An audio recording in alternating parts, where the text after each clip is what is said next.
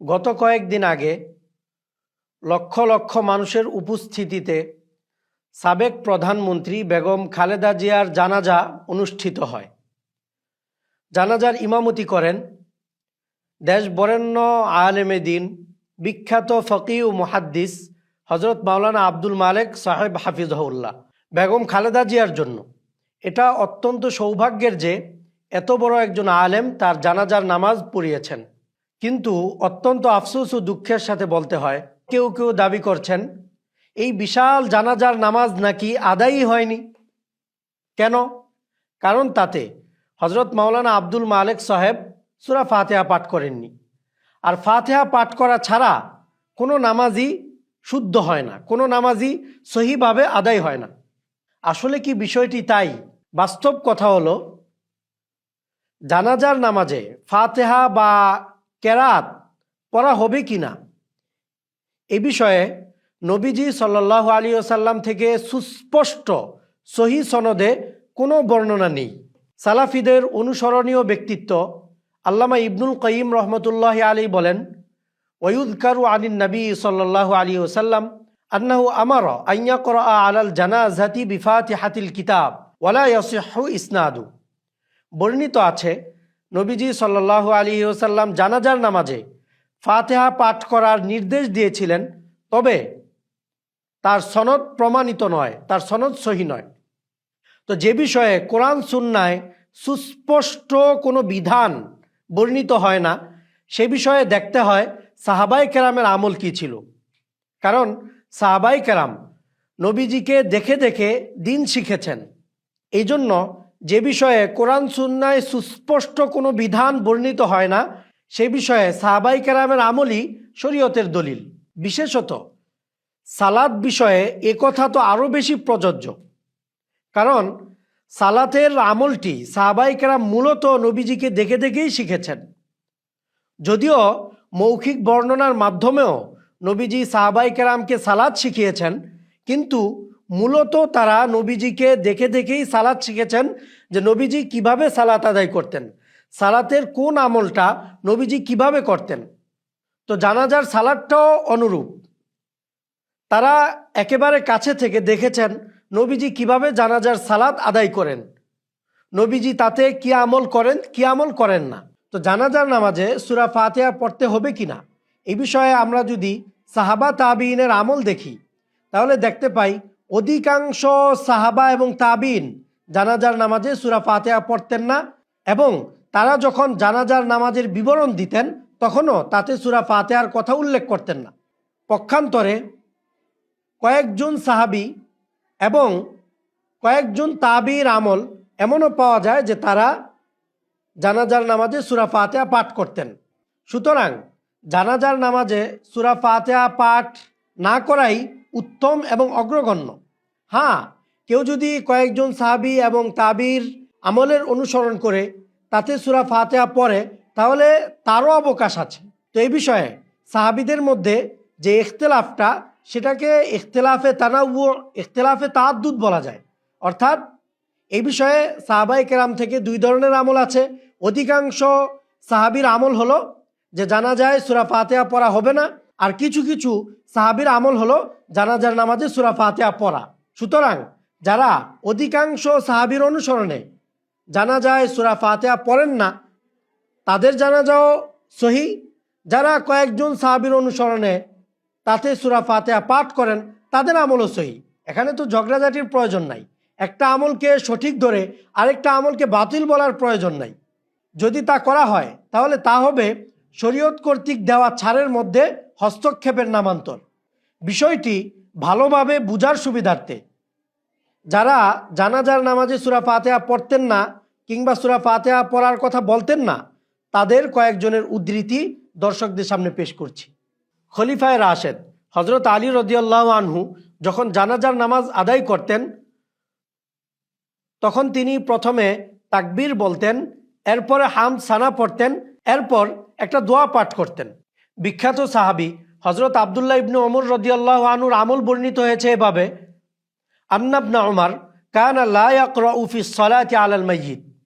ইবনে ওমর জানাজার নামাজে কোনো কেরাত পাঠ করতেন না, সূরা ফাতিহা কিংবা অন্য কোনো কেরাত পাঠ করতেন না। হযরত আবু হুরায়রা রাদিয়াল্লাহু আনহুকে জিজ্ঞাসা করা হয়েছে, আপনি কিভাবে জানাজার সালাত আদায় করেন?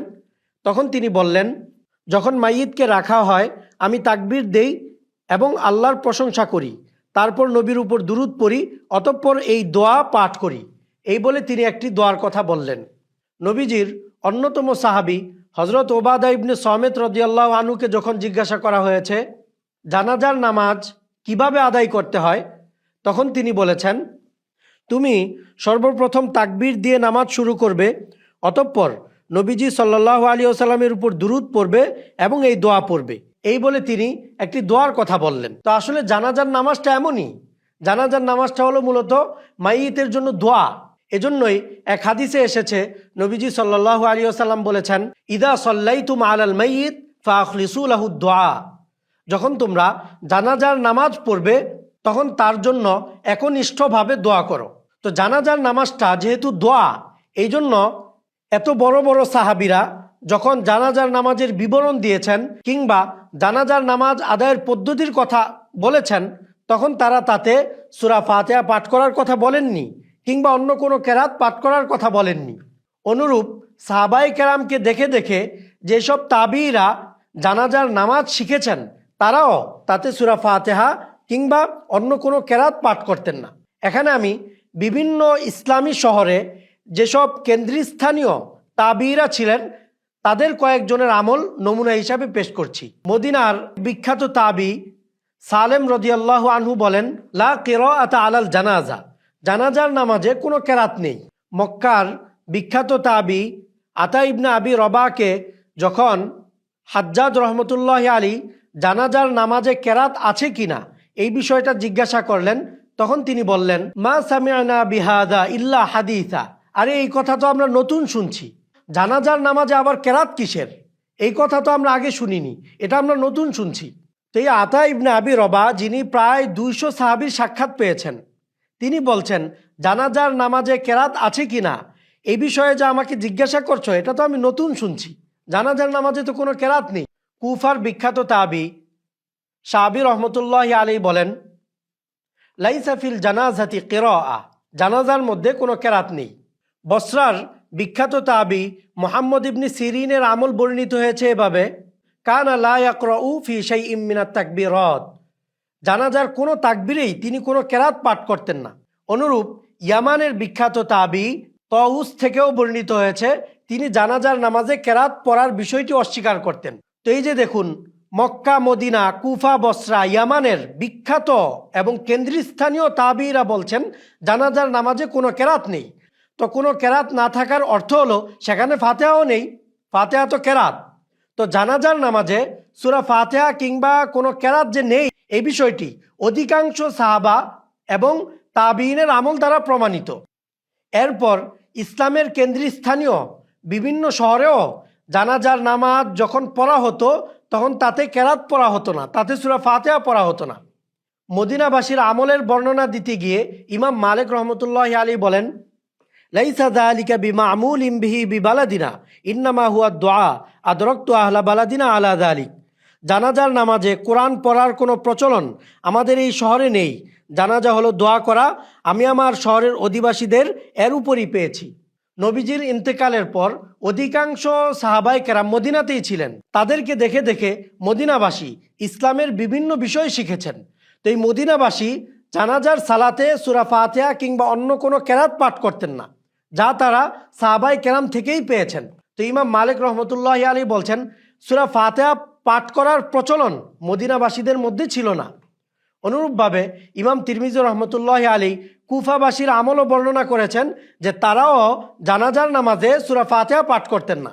তো প্রথম 3 খলিফার আমলে ইসলামী খেলাফতের রাজধানী ছিল মদিনা। এই মদিনায় জানাজার নামাজে সূরা ফাতিহা পাঠ করার কোনো প্রচলন ছিল না, যা ইমাম মালিক রহমতুল্লাহ আলীর বক্তব্য দ্বারা সুস্পষ্ট। এরপর 4র্থ খলিফা হযরত আলী রাদিয়াল্লাহু আনহু শাসন আমলে ইসলামী খেলাফতের রাজধানী ছিল কুফা। তো সেই কুফায়ও ব্যাপকভাবে জানাজার নামাজে সূরা ফাতিহা পাঠ করার প্রচলন ছিল না।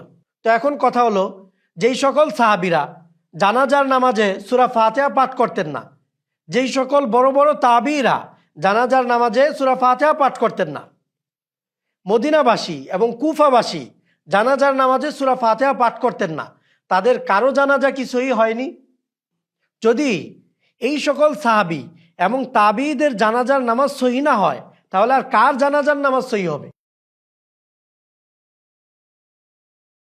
যারা দাবি করেন ফাতিহা ছাড়া জানাজার সালাত আদায় হয় না, তারা এখানে নবীজি সাল্লাল্লাহু আলাইহি ওয়াসাল্লামের ওই সকল হাদিস টেনে আনেন যে সকল হাদিসে আছে ফাতিহা ছাড়া নামাজ আদায় হয় না, সালাত আদায় হয় না।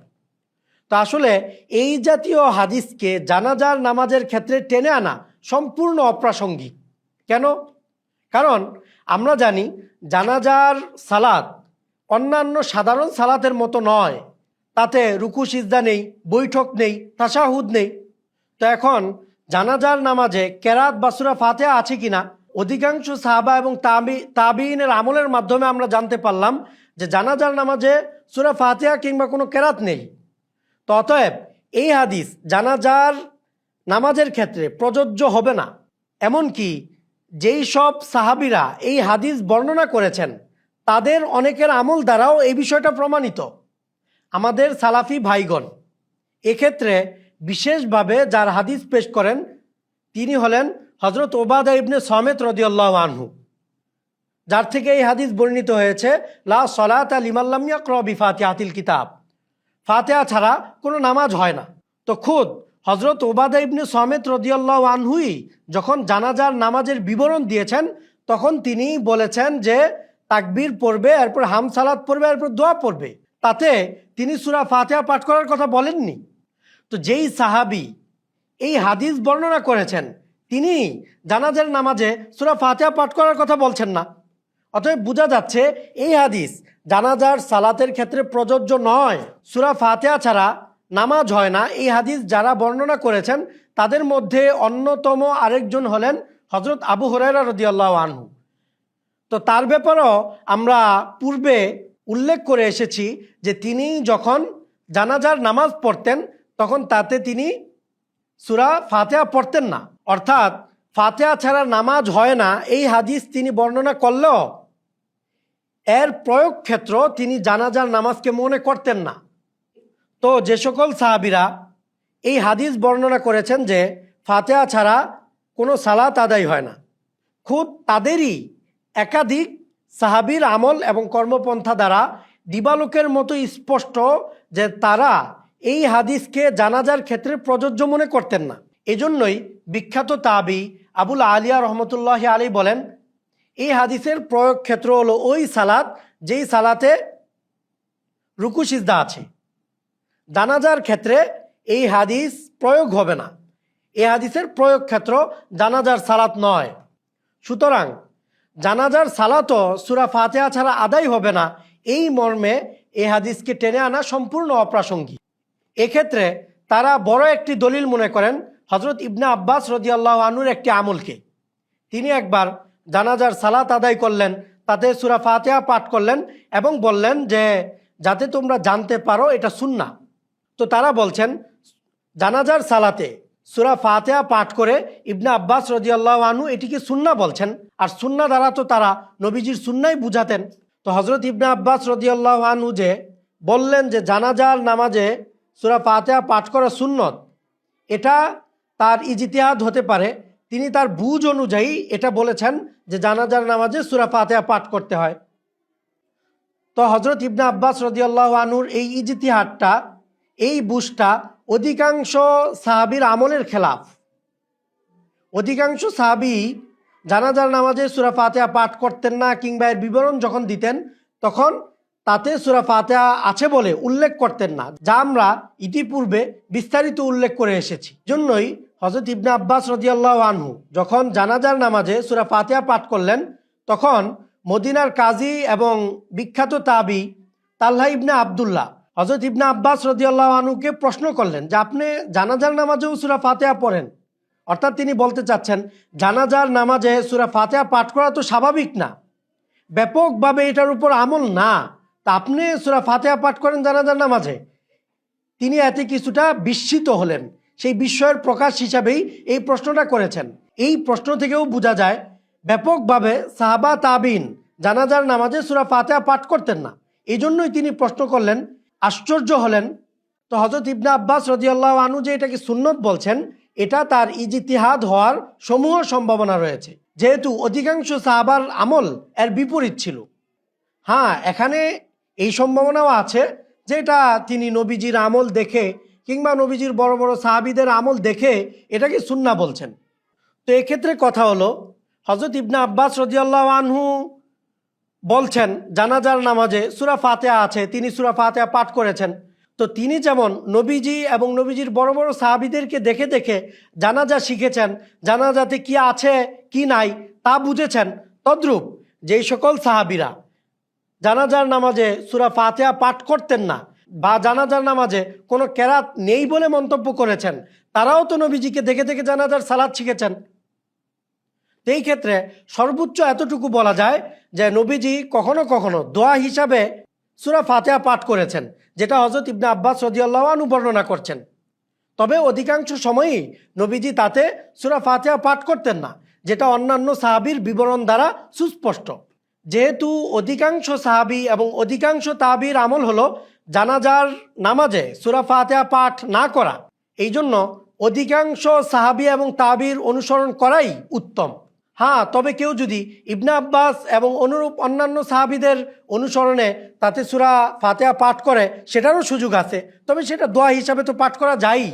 তো শরীয়ত যেখানে কোনো আমলকে দুইভাবে করার সুযোগ রেখেছে, সেই দুই পদ্ধতির একটিকে গ্রহণ করে অন্যটিকে অশুদ্ধ বলা কোনোভাবেই শরীয়ত সম্মত হতে পারে না। এটা শরীয়ত কর্তৃক দেওয়া ছাড়ের মধ্যে হস্তক্ষেপের নামান্তর। সুতরাং যারা বলছে বেগম খালেদা জিয়ার জানাজা আদায় হয়নি, তারা মূলত শরীয়তের এই বিধানের মধ্যে হস্তক্ষেপ করছে। আরও আশ্চর্যের বিষয় হলো, এ বিষয়ে কথা বলতে গিয়ে তারা খোদ হযরত মাওলানা আব্দুল মালিক সাহেবের ব্যক্তিগত বিষয় নিয়ে কথা বলছেন। তারা মাওলানা আব্দুল মালিক সাহেবের ব্যক্তির উপর হামলা করছেন, যা কোনোভাবেই আদাবুল ইখতিলাফ ফি মাসাইলিল ইলমি ও দ্বীনের মধ্যে পড়ে না। দ্বীনি মাসালা পেশ করার যেসব নিয়ম নীতি উসুল জওয়াবেত আছে, সেগুলোর মধ্যে কিছুতেই এটা পড়ে না যে কোনো মাসালায় মতভিন্নতা হলে ভিন্ন মত পোষণকারী ব্যক্তির উপর আক্রমণ করা হবে। তো তারা একে তো এখানে কোনো নিয়ম নীতি না মেনেই এই মাসালা বলছে, দ্বিতীয়ত দালিলিকভাবে এখানে যে বিষয়টা অগ্রগণ্য সেটাকে তারা অস্বীকার করছে, তৃতীয়ত তারা এখানে ব্যক্তি হযরত মাওলানা আব্দুল মালিক সাহেবের উপর আক্রমণ করছে। এই সবই শরীয়তের নিয়ম নীতি বহির্ভূত কাজ। অতএব এ জাতীয় বিশৃঙ্খলা সৃষ্টিকারী ফতুয়া এবং কথাবার্তা থেকে আমরা সতর্ক হই। আল্লাহ তাআলা তৌফিক দান করেন, আমিন। ওয়া আখিরু দাওয়ানা আনিল হামদুলিল্লাহি রাব্বিল আলামিন।